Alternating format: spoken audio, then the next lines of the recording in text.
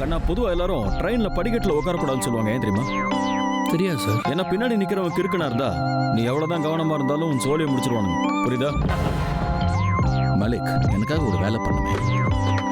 Normal ஆளுங்களுக்கும் ஃபிக்ஸருக்கும் இதுதான் வித்தியாசம். சாதாரண ஆளுங்களுக்கு உயிர் மேல பயம் இருக்கும், ஆனா எனக்கு 50 கோடியா? பணத்து மேல ஆசை.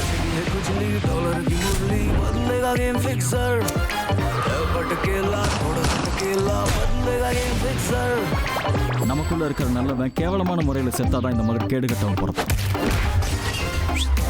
எந்த தட்டுல நீ சாப்பிட்டியோ அதையே ஓட்ட பண்ணிட்டியடா. ஓட்ட போடணும்னு முடிவு பண்ணியிருந்தா தட்டில் இல்ல, நேரா உன் நெத்தி பொட்டிலேயே போட்டிருப்பேன். மயிலாடு இந்த எவிடன்ஸ் டெம்பர் ஆயிடுச்சு. ஆரம்பத்துல இருந்தே இதை சிக்க வைக்க பாக்குறாங்கன்னு நானும் சொல்லிக்கிட்டே இருக்கேன். கடவுளுக்கு தெரியும் நான் ட்ரக்ஸா. நோ வே.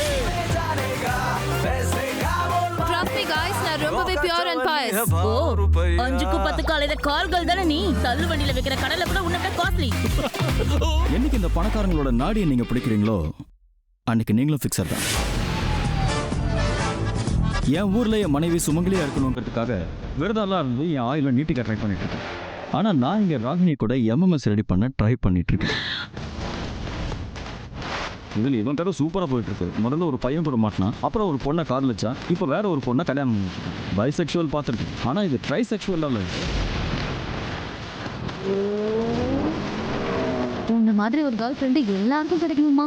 உன் சக்காலத்தையே காப்பாத்துறதுக்கு பணத்தை நீயே ரெடி பண்ணியிருக்க. நான் மட்டும் ஜூலியா இருந்திருந்தா பெஸ்ட் சப்போர்ட்டிங்கோட உனக்கு தான் கொடுத்துருப்பேன். நான் ஒன்றும் காதல் மனம் கிடையாது. போற இடத்துலலாம் ஒரு பொண்ணை காதலிக்க காதல்ன்ற பேர்ல நாட்டையே நாசம் பண்றாங்க.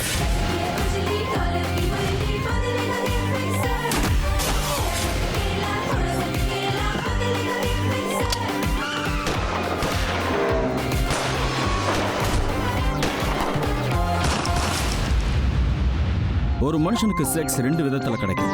ஒன்று ஃபுல் லைசன்ஸ் வரும், இன்னொன்று பிளாக் மார்க்கெட்டில். எனக்கு ரெண்டும் கிடைச்சிடும்.